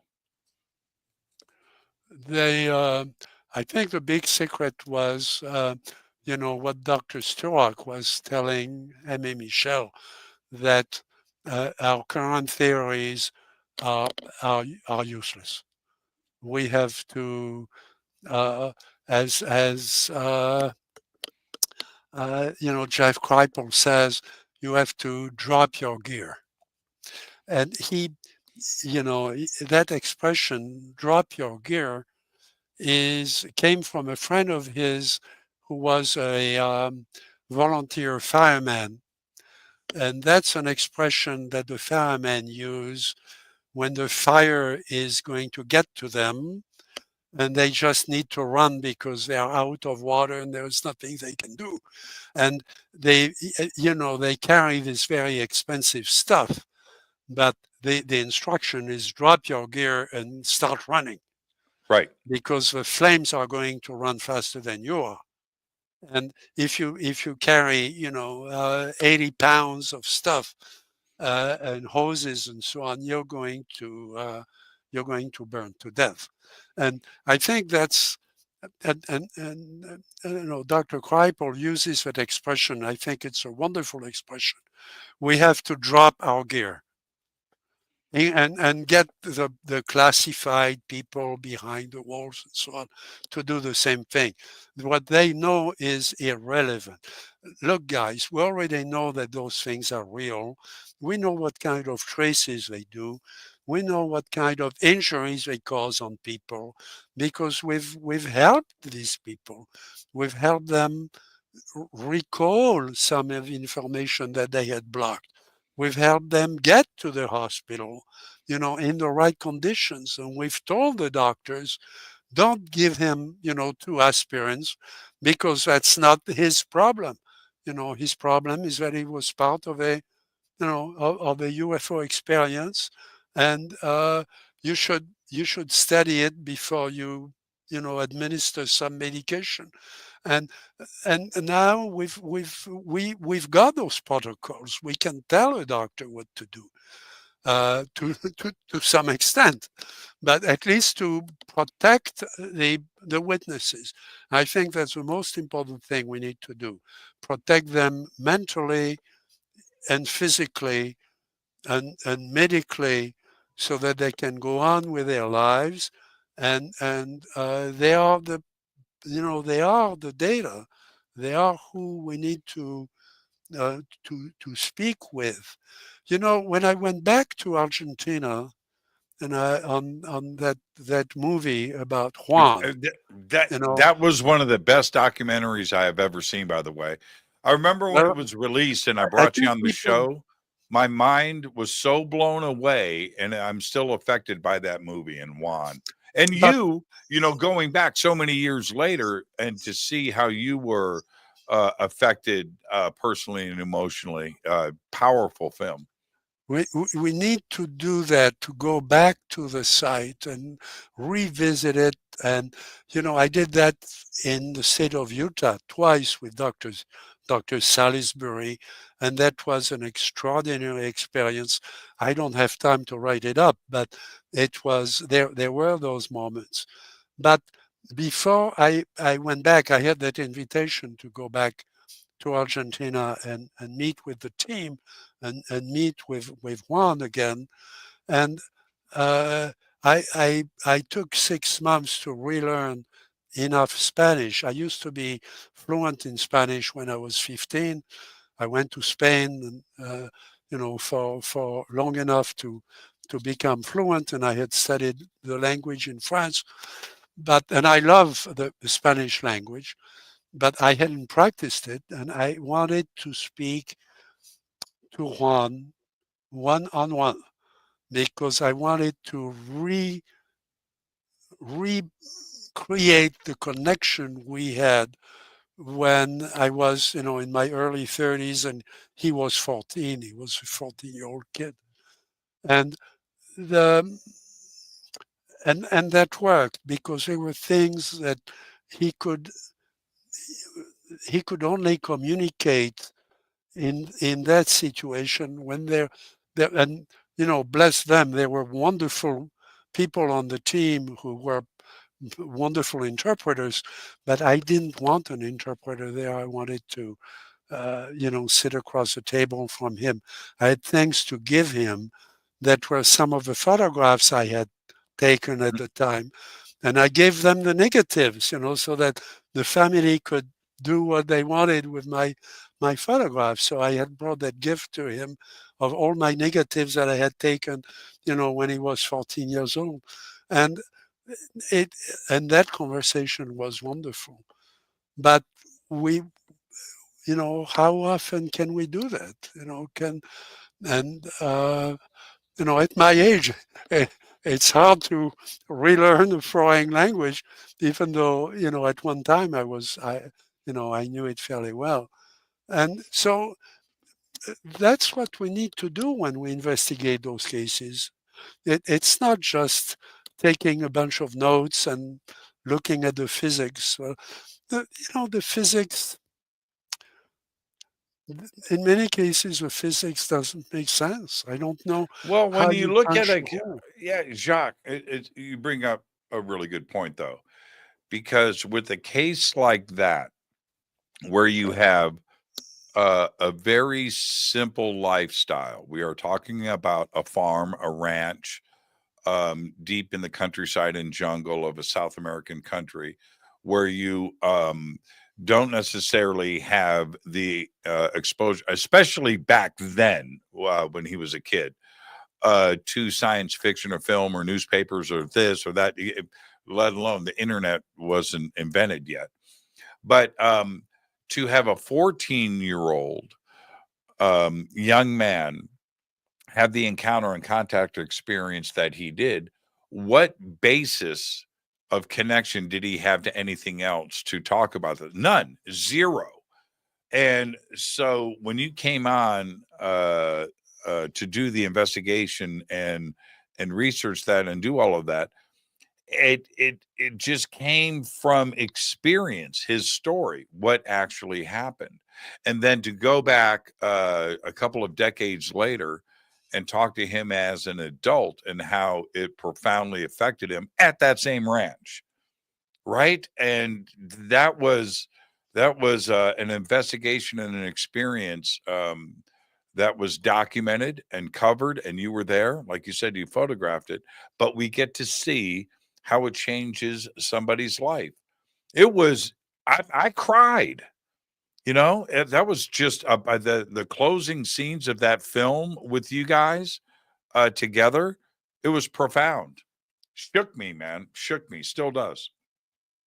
The negatives I gave him were the photographs I had taken when he was 14. Yeah. Yeah. Okay?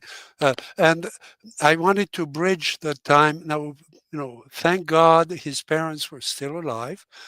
His mother, who's a very interesting woman, who at the first visit, said nothing. She was just serving this wonderful meal. What they call I discovered what they call an asado. You bring all the neighbors, you put all the tables outside, and everybody has a great time, and you have this wonderful, meat that's been prepared just right, and so on. It's wonderful. But there were secrets there. There were secrets that were never probed. I didn't feel that I should. The first time I was there with Janine, my first wife, who was a child psychologist.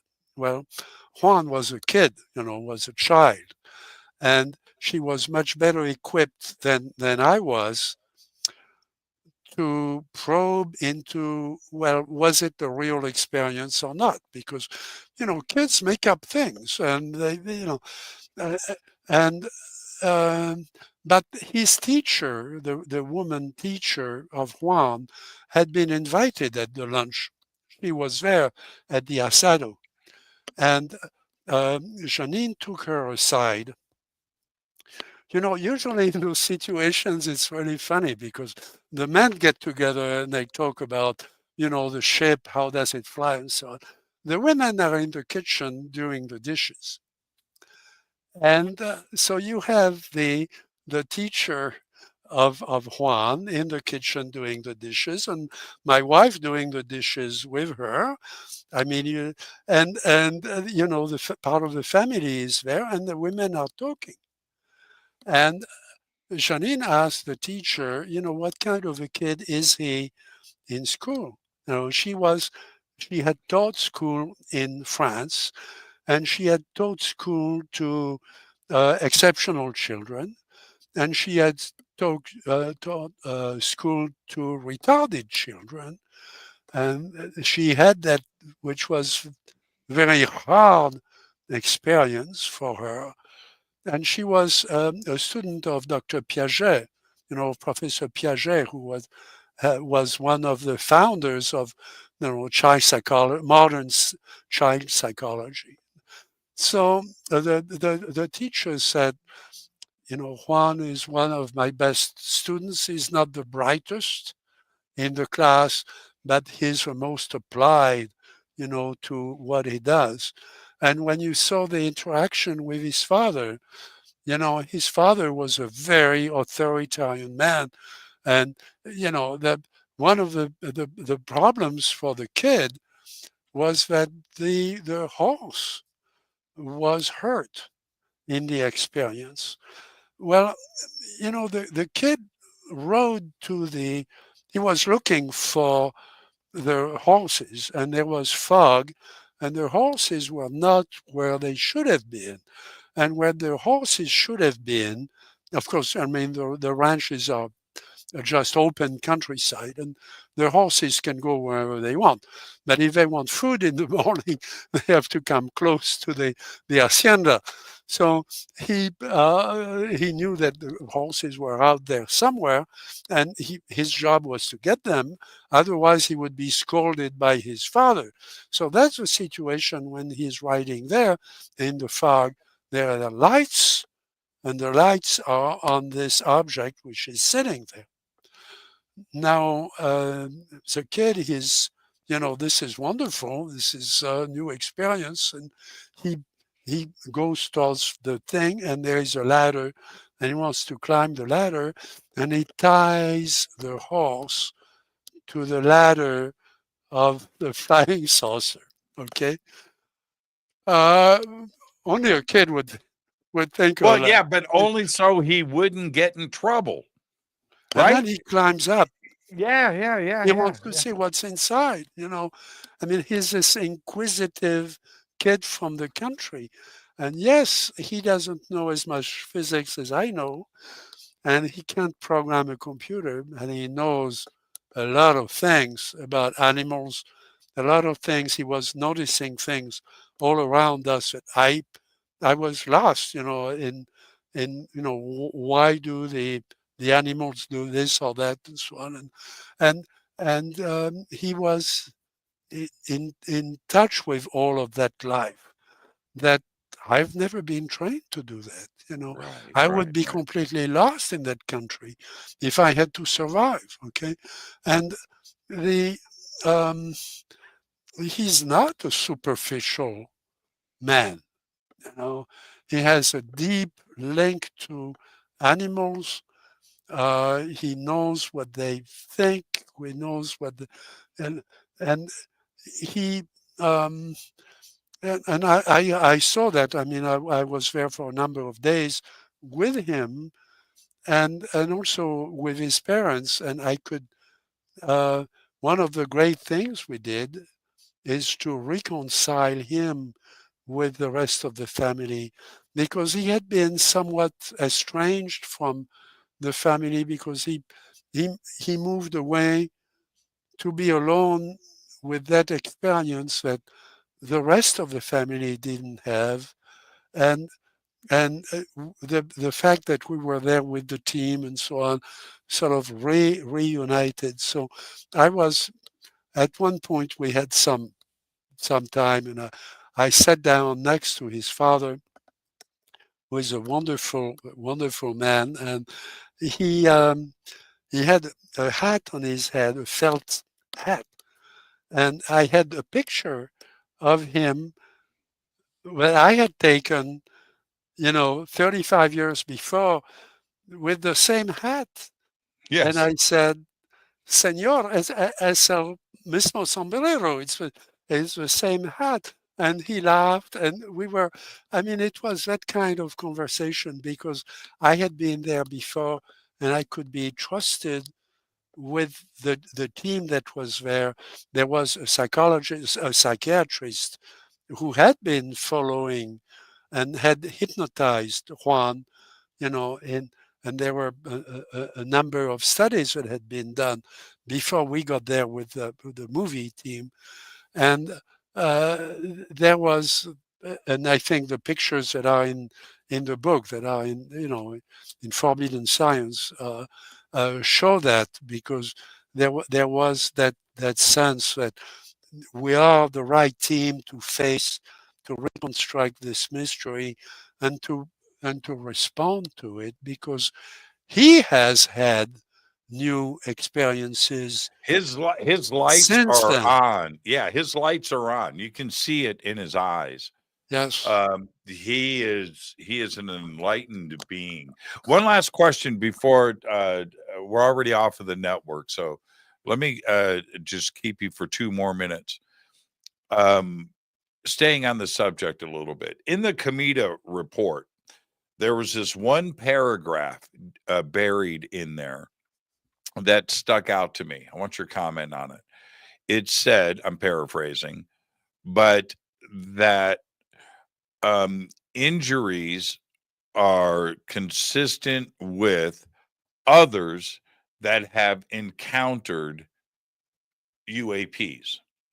Now, to put that in a report says to me that governments around the world, France, United Kingdom, certainly here in the United States, have the documented medical history of close encounters and the injuries that have been received from contact with UAPs.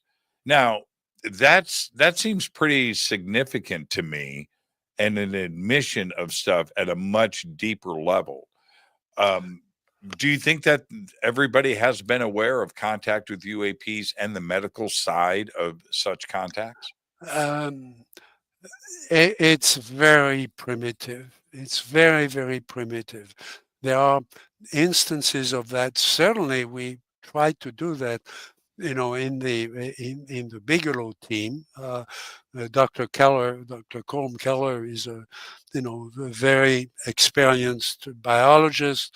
Dr. Green, as you know, has vast experience in medicine, and especially in the study of the brain, but also in a study of a number of chemical substances that will change the behavior and the perception of reality in human beings.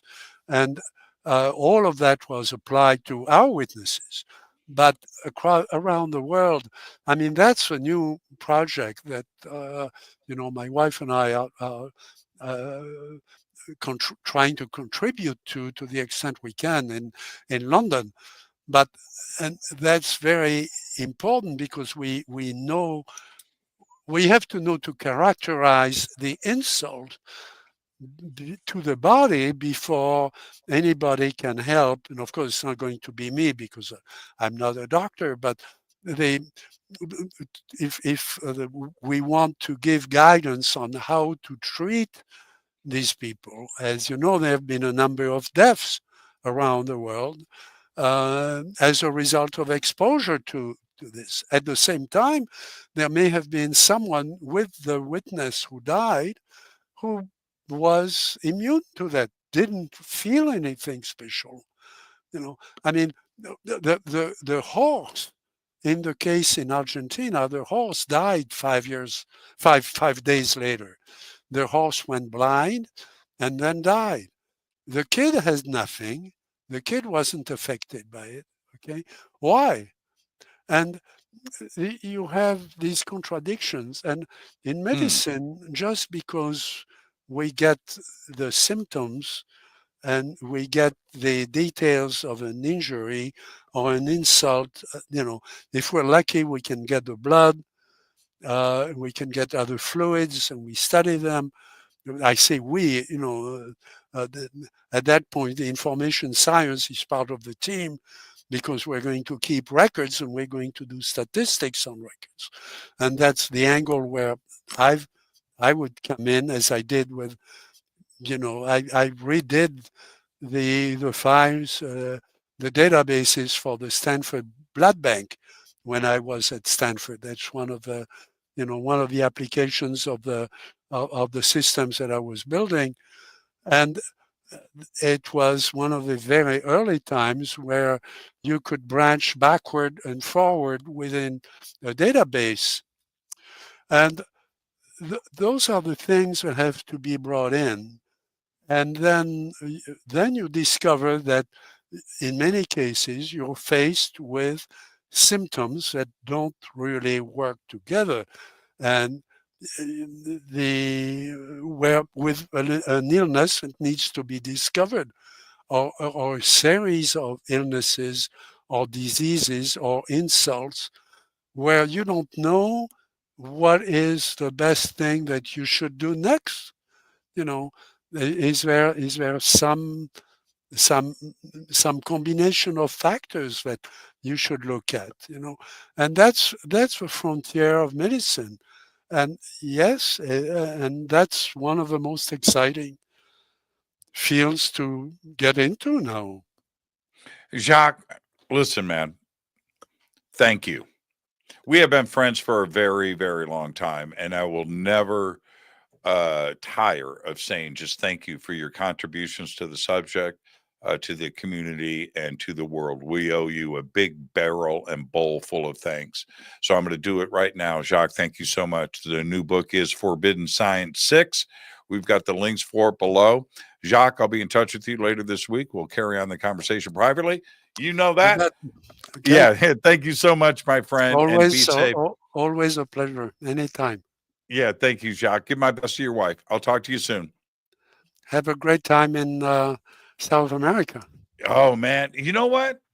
I got to go down there with you. You and I need to road trip.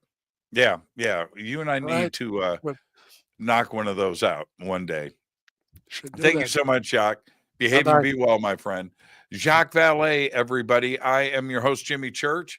We ran a little over tonight. I do want, and so thank you to the network and everybody else. Thank you to Jacques Vallée, of course. But this breaking news just popped in. Val Kilmer has passed away and left this earth at the age of 65. I'm just going to leave that right there and say, let's dedicate this show to Val and Iceman. So there you go. I am your host, Jimmy Church. This is Fade to Black.